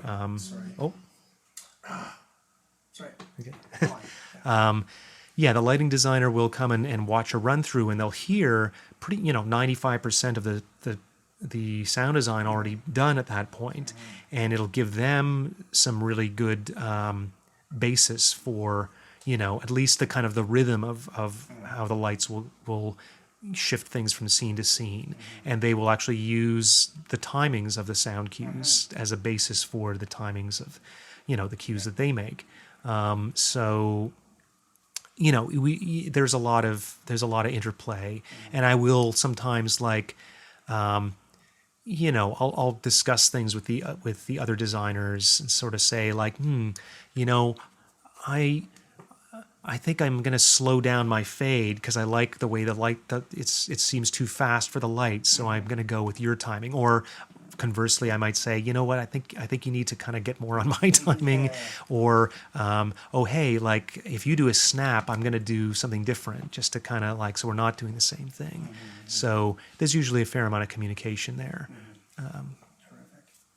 And how about surprises? Like, do you have a deadline by which you have like props, for example? Well, we can only build we can only build something so fast. Yes. So we have to have a deadline, right? Unless it's something bought or found. Do you sort of hold those deadlines, or do you does it vary from the production to production and the workload? Each production is different. I mean, some of them just sometimes it's just me. I just decide to do more, or sometimes it just needs more. It's always a challenge if suddenly all new material is being asked of you, because that takes time as well. I've always been fairly agile at kind of being able to edit stuff on the fly or just whip something up. But of course, a more complex thing, it's not something you can just do in a few minutes. That's why I try to get a lot of it done before we even load into the theater. So that everyone's used to hearing it in the rehearsal hall, and by that point it's kind of there'll still be changes and things will come up, but usually it's just cuts or things get rearranged or modified, or you just need to re-edit something. Rarely are you suddenly going to need to come up with a whole new 3-minute composition or whatever, although it can happen, but usually it's more can we revamp this one? So you're not working from scratch. You're just you're gonna rethink an existing cue or whatever.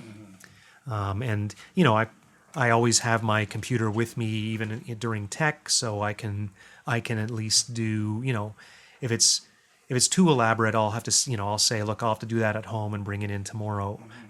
But some things are just kind of okay, here I'll I can just revise it here and send it up to the guy and swap it in, and it's easier to do that than ever.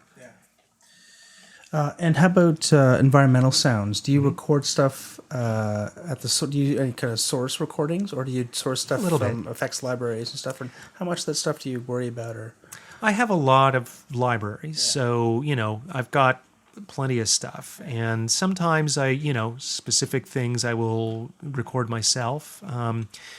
There's some stuff I just reuse because it just works, right? And because I want stuff that's going to be very kind of steady.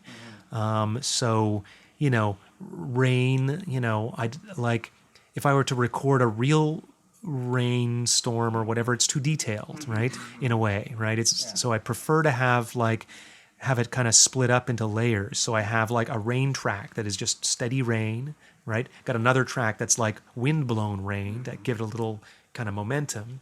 And then I've got the thunders are all separate spot cues that you can fly on top of that.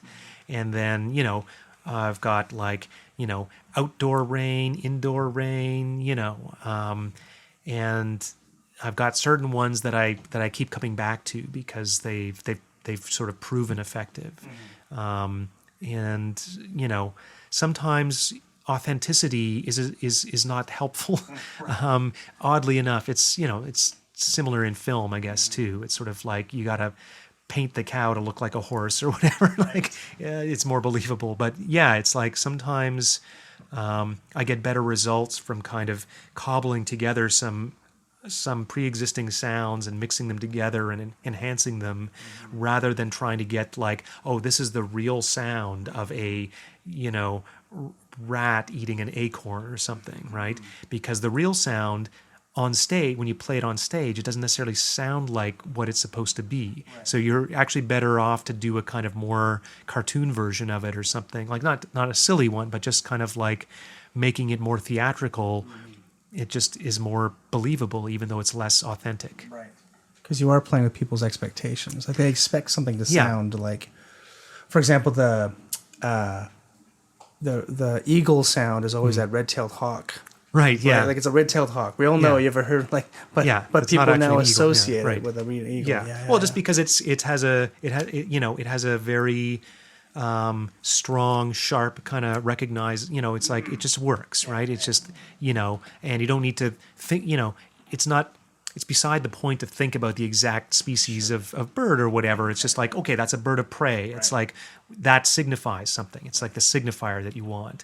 And authenticity, you can get kind of caught up and get to the wrong place with it. And one frequent example that's come up, and I'm I always try to explain this to directors and lighting designers is that when you want thunder and lightning on stage, in real life, you'll see a lightning flash, and then a second or two later, you'll hear the thunder crack because it's like light travels faster than sound. And so depending on how far away it happened, there'll be a delay. But if you do try and do that on stage, it doesn't work. It just seems like a mistake. Right. So, I find it's more effective to just put them together. So with the you have your strobe and your thunder crack just happen at the same time, and nobody worries about it, because it actually works. It's like the opposite. If you actually try to make it more authentic, it just seems wrong. It seems like a mistake. Like, whereas if you just put them together, everyone just buys it and you don't think about it, right? And it's actually, that's better because you don't want people to think about that. Right, they just want to go like, oh yeah, thunder and lightning, right? Yes. So, yeah. Awesome. Okay, so let's just move into it. About 15 minutes. I want to cover a couple things. First of all, well, I'll leave the mayor fraud stuff to the end. Okay. We can cover that a little bit as the outgoing thing. But let's talk about, you have become a labor organizer. A little bit in the last little bit. How much do you want to talk about? I mean, we don't have to use people like names or companies. People will know when they're inside, like what's going on. But what is the kind of plight that people are facing with the way people are paid in the last 5 or 10 years, because things have changed. I mean, I left the business 10 years ago, and it's not the same business that I was in. No, right. It's it's very challenging to work as a designer right now. Fees in many situations have actually dropped considerably, and not across the board, but there are certain companies that are worse than others as far as like there's at least one established mid-sized theater company in Toronto that is paying designers at least $1,000 less than it paid us 15 years ago. Right. So that's a huge drop. And, designers, we have ADC, Associated Designers of Canada, but it's it has a troubled history of ineffectiveness, and I tried to join years ago, and they weren't even accepting sound designers, so it wasn't even an option. Now they do, and now there's new management, so they're trying to make it, a more robust organization. But they also only about half the designers in Canada even belong to it, so they don't have the kind of bargaining power that, say, Equity or IATSE or whatever other organizations where kind of everyone belongs. So they're trying to get more people on board. They're trying to get a better deal. But it's been a bit. It's kind of the Wild West for designers. Like one of the reasons that I started the Designers Guild, which is right now it's just a Facebook group, but we're trying to make it a kind of a sort of not a competitor to ADC, but a supplement, sort of so that ADC is sort of a certain kind of entity that is a bit slow moving and kind of but it's sort of going to do the big picture, doing the big agreements and stuff like that. But in between all that, the Designers Guild is a place where designers can just share, information about what's going on with them and ask for advice about problems and kind of get our, I found that I didn't really know what was going on with fellow designers, were they also seeing the same kind of pay cuts, what are the situations? What kind of, how have they been dealing with things? So this was a way to just get us all in one room talking, and it didn't matter whether you were a member of ADC or any other thing. It's fine. It's everyone who's basically working as a designer can be a part of this and share the information and stuff. So. And people have been very, responsive. I'm not really, I'm still trying to figure out what we can really do with it. But one thing for sure is that we can at least share the information and be better informed and be more clued in about what each other are doing. It'll help us avoid undercutting each other in fees, because that's kind of been happening inadvertently just because we don't know, right? And so we're putting together this fee database now. We're asking members to, it's anonymous, but detailed, so that we can track kind of at different, at specific venues with specific companies, per house category. What is each discipline of design being paid typically, so we can see what kind of range there is, and then. We're going to try and go back a few more years, but right now it's just the past 3 years, just so that we can get a sense of kind of where things are at right now. Yeah. Because it's very hard. You don't, as a solo designer, you don't have a lot of bargaining power. I've been in the business long enough, and I have kind of enough of a name that I can kind of set, I have my own minimum fee that I can set, but it's not that, it's still pretty low, sure, right? Yeah. And what I'm finding in the last few years that hasn't been a problem so much until recently is that, companies are offering me less than even that. Mm-hmm. I have to convince them to even bump up to just my minimum fee. Mm-hmm. And I'm just thinking about all the other designers kind of that aren't, that may not even have that or don't, fight for it as much. And so they're getting paid even less.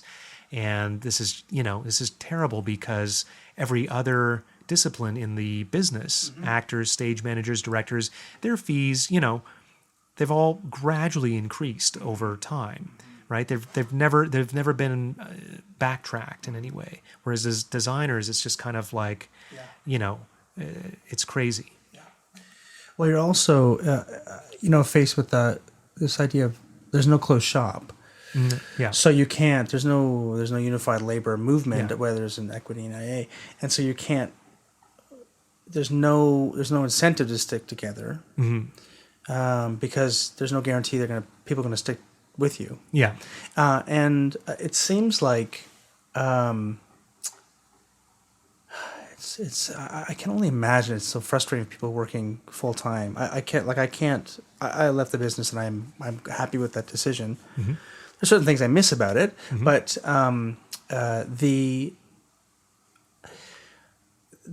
there's a larger problem. Mm-hmm. I mean, there's obviously we should pay people what they're worth, we should also treat people as professionals.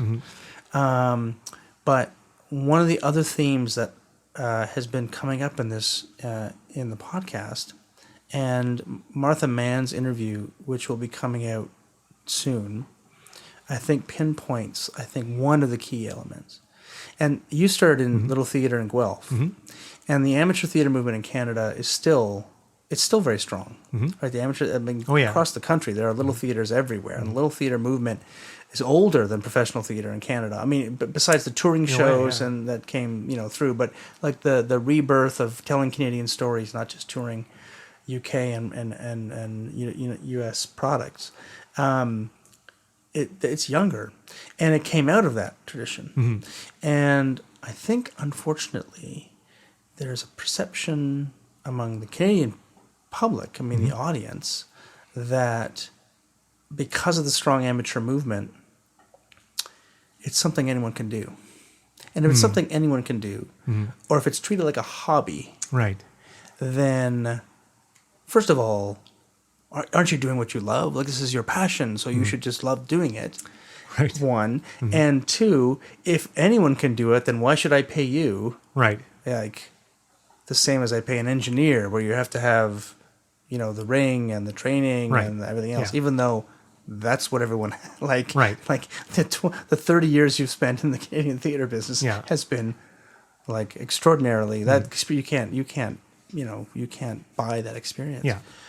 And so I think that I feel like designers are paying for that, and then we have shrinking cultural budgets because people don't value it as much, and because the other two unions have staked out their claim.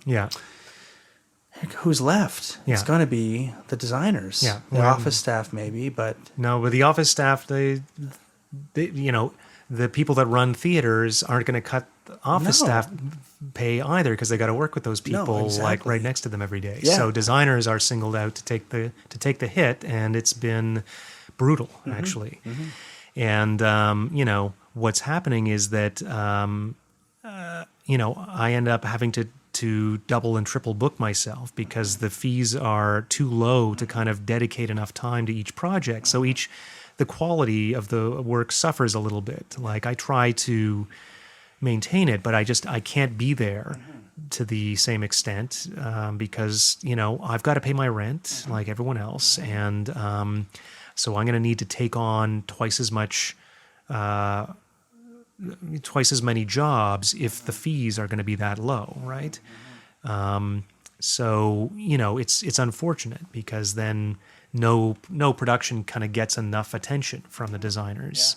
So I don't know what the answer is. One thing though we're trying to encourage in the Designers Guild is for us to kind of stand up for the respect of our profession and our expertise and the value of our work, which is a product of many factors. There's the time, as well as skill, as well as the scope of the production, and really making our case that actually it is specialized. Not just anybody can do this. I feel quite confident in saying that no one in Canada can do what I can do. I mean, there are other composer sound designers, but they can't do exactly what I do, that's got to count for something. And, if you hire me, it'll be worth it. I will deliver you something, that is, won't be the same as what another designer might. And maybe sometimes you should pick that other designer depending on what you're looking for. But if you want the kind of thing that that I can deliver, then, you're getting a good deal for it, really. Sure, so, just trying to encourage people to kind of stand up for that and stand up for the value of the work, and try to, I know a lot of producers and companies are kind of between a rock and a hard place. They're, they've got less money to do the same kind of thing, but they we have to remind them not to take it out on designers, right? Because we still need to do it, and it takes a lot of time and effort, and we can't do it for even the money that we're being paid now, not, much less, any less than that.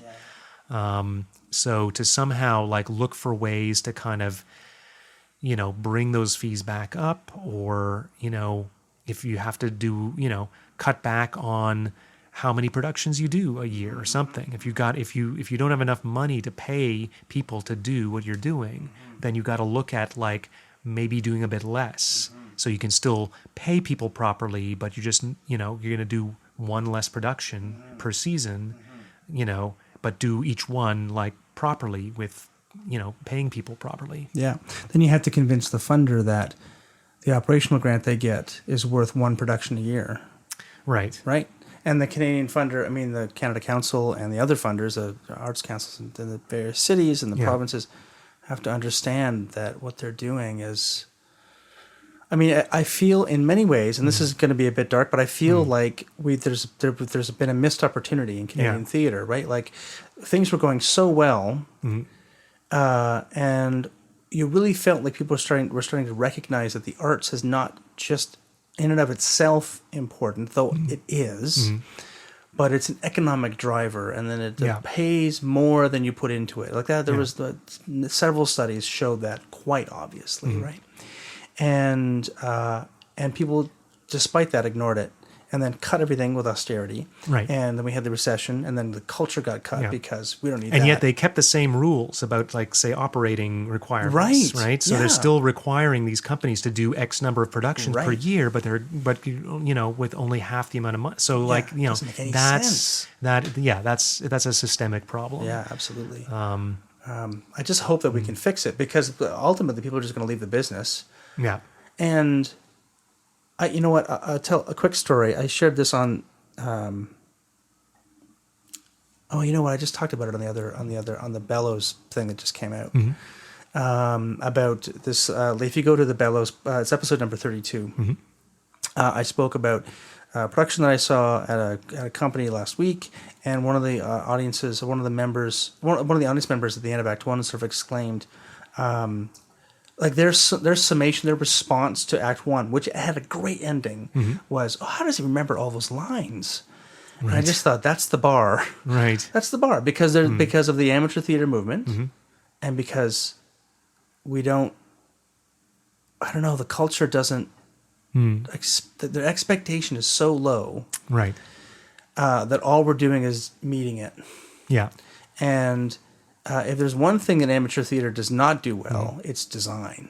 Right. Like, you can have some terrific talent on stage. There's lots of talented people to sing and act and play, and lots of talented musicians and directors, but there's not a lot of talented amateur designers out there, right? Well, because they also need the resource budget to work with. Yeah, exactly. Right? Yeah. So even if they're willing to put the time in, it's kind of like, well, what am I building? Yeah, and it's not a skill that you can it's not a skill you can acquire as a hobby. Scenic art is an extraordinary specialty that you can't just pick up. Right. You have to go train. You have to apprentice, and you have to. Anyways, I hope that it gets better. Yeah. So where can people get in touch with you if they're working designers and want to be a part of this guild? Okay. Well, right now it exists only on Facebook, but we're going to try and expand beyond that. If they have a friend who's a designer, they're probably in the guild, right? So just ask them, because we've got over 400 designers across Canada already. So probably whatever city you're in, just ask some of the established designers there about it, and they're probably already members, and they can put you in touch. And then basically it's me and Michelle Ramsey are the administrators, and we kind of approve the new members, but any current members can kind of submit a new member, and then we'll probably approve them. Are you planning on having any kind of public forum about this? Like, it seems like that's eventually, yes. Yeah, where we're headed, right? Yeah. Yeah, and I think I'm trying to coordinate things with ADC, which I'm not even a member of yet, but I will probably join in the new year. Just to sort of so we can do things that they can't in some ways, that they have limitations, and we are just kind of like an entity, a collective entity that can speak more freely. And so we might be able to do things like public campaigns or open letters or things to put pressure on, where it needs to be applied, to our benefit. Because I think part of the problem too is that a lot of other people in the community aren't even aware, right? Our fellow, actors, directors, etc., they don't even know kind of how bad things are for designers. So, we need to kind of like let them know about it. But before we can even do that, we need to kind of get our information together and just compare notes so that we know, like, what are we going to tell people, right? One of the problems that ADC had with, I remember I went through the first minimum fees discussion back in the 90s. I was a brand new designer, and I was just sort of showing up to the meetings to find out what was going on, and it was very contentious. Yeah, it still is. It still is, right? Yeah. And they eventually got minimum fees, but they eventually became treated as maximums by the companies. Well, it's put downward pressure on the fees generally. But we're also sharing the thing that you're doing with sharing the database. ADC couldn't do because of the privacy laws, because nobody had opted into that before they sent all that data in. Yeah. But you guys have the advantage of saying, send us your data so it can be we can share it. Yeah. And I think you've got great response. Like it's a big database. We still need a lot more. Yeah. So any designers listening right now, please help us out and fill in your stuff. Send your bits. Yeah. All right. So we've already been talking for about an hour and 45 minutes. I think that we've talked a lot about your process, and I feel like I don't want to get too in depth into, especially since we've been talking about all this kind of strife that designers are facing. I don't know if it's the right tone to move into training, but if somebody was going, first of all, do you think it's a good idea for someone to go into theater as a designer? We haven't even talked about your film stuff, right? I think you told me earlier that your answer today is different than your answer 10 years ago or 15 years ago, and how does that differ? And would you make that? Well, I mean, I wouldn't want to discourage somebody, but I would be much more kind of sober about it, or just kind of like, look, this is you're probably not going to be able to earn a living doing this. Whereas maybe 10 years ago, I would have said, oh yeah, you could if, and that, because now it's like, it doesn't even matter how good you are. There's just not enough work, and the work that's there doesn't pay well enough. And so, it's, I couldn't in any good conscience say to, and I continually mentor, young designers, people like looking to learn. And I think it's very important to do that, but I'm trying to level with them a lot more, because even if you're good, like I'm, I've been at it for almost 25 years, and I'm just scraping by still at this point. And I'm kind of considered one of the leading people in my field in the country. And, so if I'm like seeing my income shrink in recent years, how can anyone expect someone just starting out? So I'm always trying to branch out a little bit more. So I am doing the film stuff. I'm looking to get into the sound design and music for games, which is that's a growing industry. Doing I'm producing a podcast as well. And, just looking for other avenues where I can use the same skills, but, beyond the theater realm, because it's more difficult than ever. And I'm still getting like enough work to get by, but it's actually like I was doing better 10 years ago. It's like clearly, It's not the way things are supposed to go. I think it should be a clear message to Canada Council. I don't know if they listen to this. Well, it's not only that's not the only thing. No. There's systemic problems all over the place. But there, theater is not, it's not dying as fast as some, people feared it. I mean, like I think it's partly, we need to find some new things, right? And it's not about kind of, appealing to young audiences by using, mobile devices or, that kind of, that's not, no. Theater is still about live. What we need to do is provide a live experience that is actually so singular you can't get it any other way, and it's going to be rewarding enough that people are going to go of all ages to check it out. And that means we may have to kind of open our minds as to what we're doing and not just stick to the usual patterns, right? Now, I don't have the answers for that, but that's one, it's partly us kind of like updating and rethinking and remodeling and stuff. And then, there's the arts councils. I think the new federal government is, it's going to be a little more helpful in that regard, but it's still, that only goes so far. There needs to be other, Soul Pepper does quite well because they have a lot of private donors and a lot of corporate sponsors. And, you do need some of that. And even smaller companies, I mean, maybe, there can be legislation that can make things work, kind of grease the wheels a little bit that way. So it becomes more attractive for, business kind of sector to invest in performing arts, and there's something in it for them more, so that can happen more. That would help as well, because even if we depend so much on just the arts councils, I mean, it's never gonna work. There's never gonna be enough anyway, right? So, like, that's only one element. You could probably double the budget of the current councils and you'd still be at a deficit. Yeah. Though I'm not against that idea. No, well, it's everything that can be done should be done. Yeah. But I mean, it's non-commercial theater is a very, very difficult model because even if you have a hugely successful show and you sell out every night, you're only looking at about a 4-week run, so you'll never actually make your money back, right? Like, it's just not.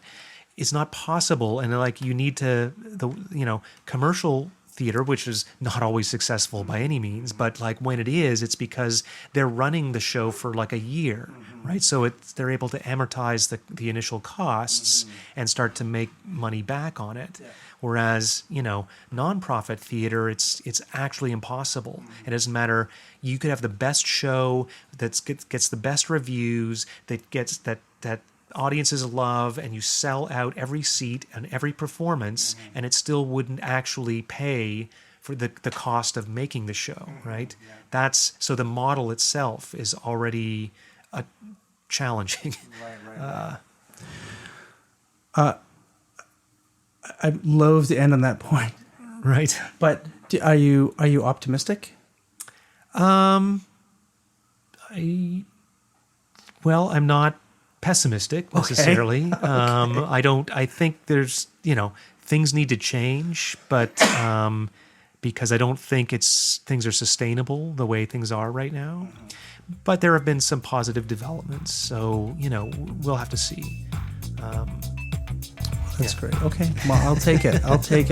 That's great. Well, thank you so much for being on the show. Okay. Well, thanks for having me. That's terrific.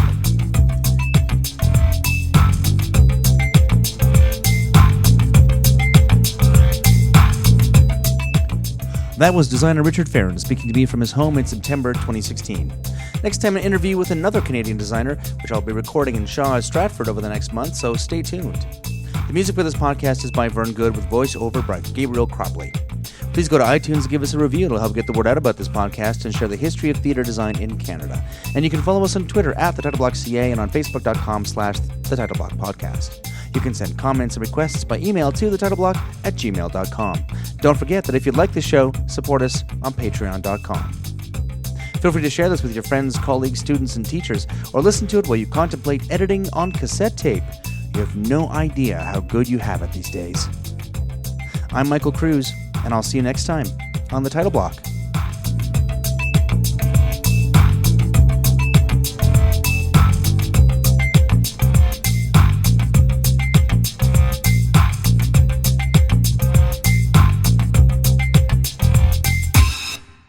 try not to burp too much during Okay. It's good. It's good. It's good radio technique there. It'll be less gassy. It's always important. Unless you're doing conservative talk radio and Right. all the gas you want. Yeah, that's right. Yeah, exactly.